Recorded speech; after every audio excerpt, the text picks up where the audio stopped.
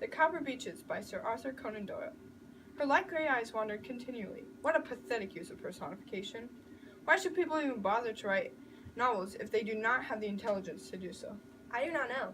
I found the use of alliteration in the line attractions and accomplishments to be quite clever. Here, read this note.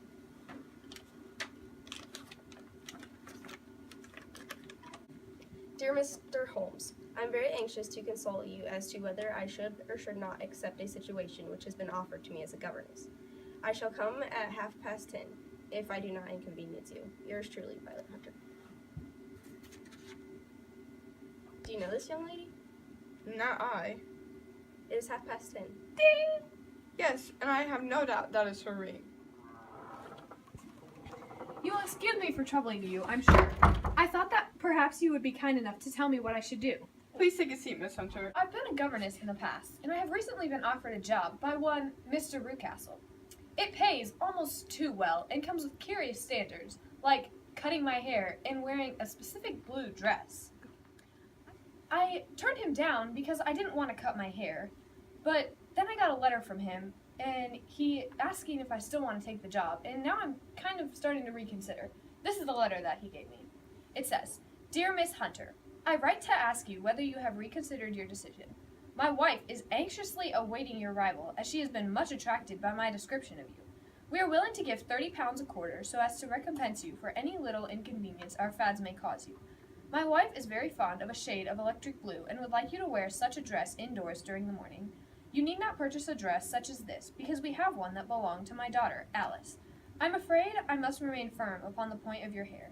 I only hope that the increased salary will recompense you for the loss. Your duties concerning the child are very light. Do try to come. Let me know your train. Yours faithfully, Jeffro Rucastle. This is the letter I have just received, Mr. Holmes. My mind is made up that I will accept it, but before taking the final step, I should like to submit this matter to your consideration. Well, if your mind is made up, does that not settle the question?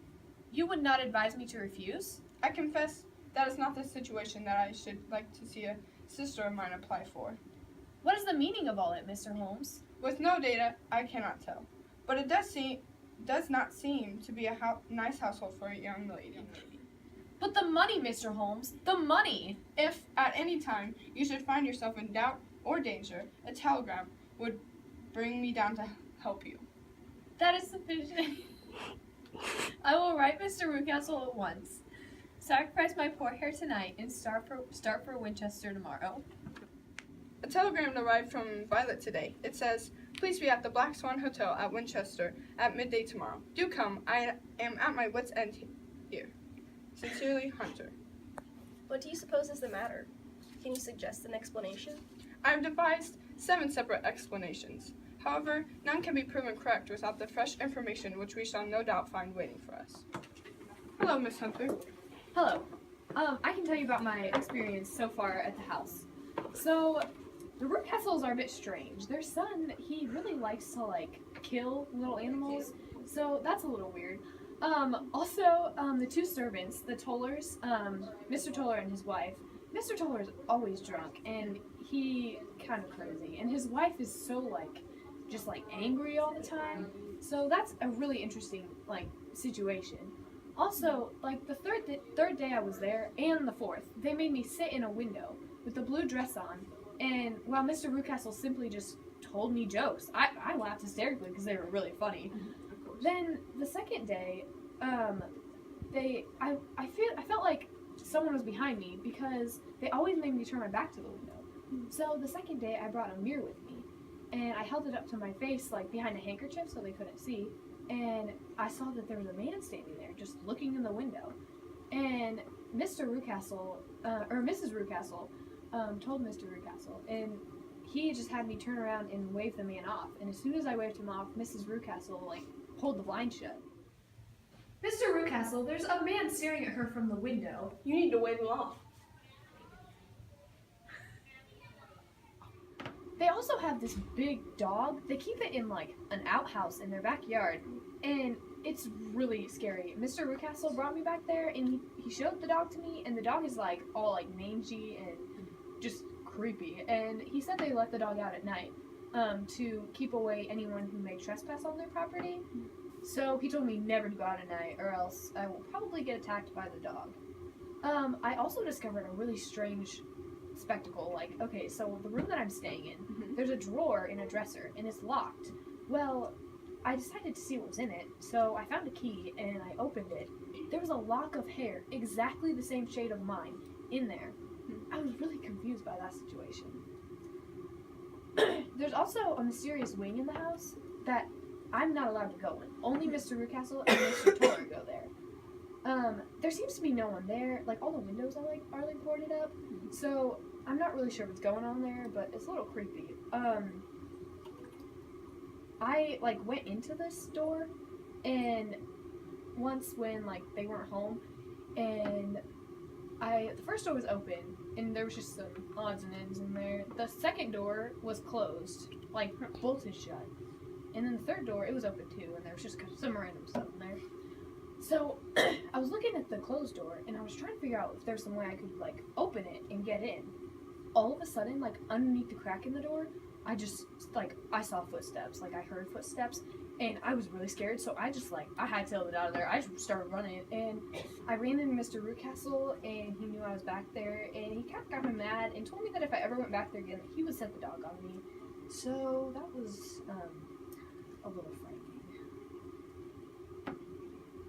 Now, I've told you all of my adventures, Mr. Holmes, and I greatly appreciate it if you could tell me what all this means and what I should do. You seem to have acted like a brave and sensible girl in this matter, Miss Hunter. Do you think that you could perform one more feat? I will try. What is it? My friend and I shall be at the Copper Beeches by 7 o'clock. The Rucastle should be gone by that time, and Toller will, we hope, be incapable. There only remains Mrs. Toller, who might give the alarm. Sending her into the cellar for an errand and turning the key upon her will make matters much easier. I will do it. Excellent. We shall then look thoroughly into the affair. Of course, there is only one feasible explanation. You have been brought there to impersonate someone, and the real person is imprisoned in this chamber. I'm sure that you are right, Mr. Holmes. Let us not lose an instant in bringing help to this poor creature. We must take caution, for we are dealing with a cunning man. We can do nothing until 7 o'clock. At that hour, we shall meet you, and it will not be long before we solve that mystery. Hello. Hi. Oh, my book, it's hot in here.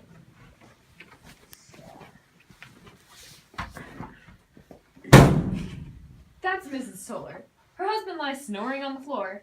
Here are his keys, which are duplicates of Mr. Rucastle's. You have done well indeed. Now lead the way, and we shall soon see the end of this black business. Oh, come down. It appears as if she's ran away. You villain, where is your daughter? As for me to ask you that, you thieves, spies and thieves, have I not caught you? I'll serve you! He's going for the dog! I have my revolver. We better close the front door. He lives in the dog. Quick, run!